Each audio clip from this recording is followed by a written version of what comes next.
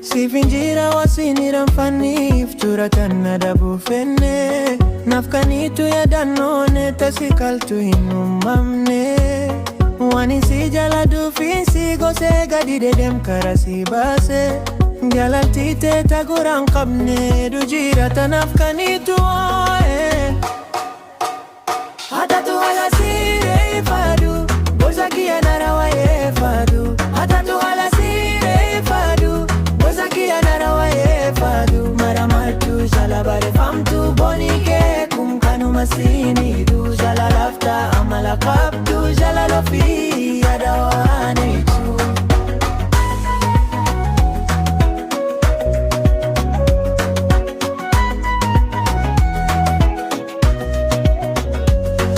Akawanna ruma walbare halaki yalembeine Ture bulti wa jinjare akamiti haliko sigale Gorsi sifayane nafakata na mati ya gabne Rajiati mulisa jirtu tajatu sini malu Hatatu ala siri fadu Gorsakia narawaye fadu Hatatu ala siri fadu Gorsakia narawaye fadu Maramartu jalabare famtu bonike Kunkanu masimidu Jalalafta amala kabdu Jalalofi yadawane ku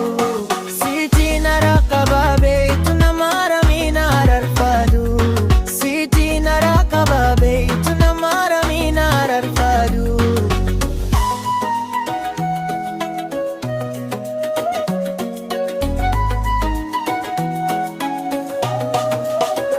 Hatatu ala siri fadu Gorsakia narawaye fadu Hatatu ala siri fadu Gorsakia narawaye fadu Maramartu jalabare famtu bonike Kunkanu masimidu Jalalafta amala kabdu Jalalofi yadawane tu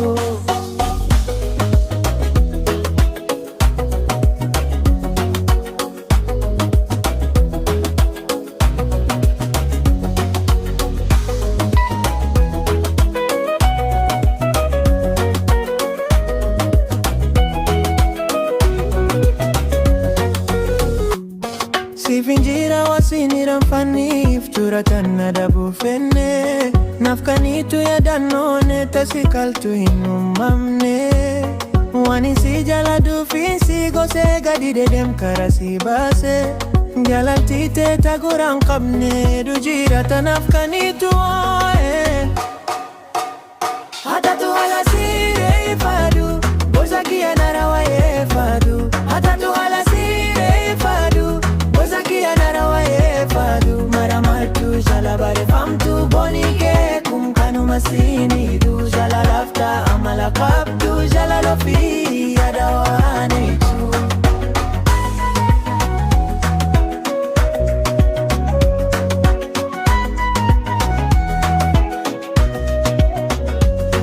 Akawanna ruma walbare halaki yalembeine Ture bulti wa jinjare akamiti haliko sigale Gorsi sifayane nafakata na mati ya gabne Rajiati mulisa jirtu tajatu sini malu Hatatu ala siri fadu Gorsakia narawaye fadu Hatatu ala siri fadu Gorsakia narawaye fadu Maramartu jalabare famtu bonike Kunkanu masimidu Jalalafta amala kabdu Jalalofi yadawane ku Siti narakababe Tunamaramina ararfadu Siti narakababe Tunamaramina ararfadu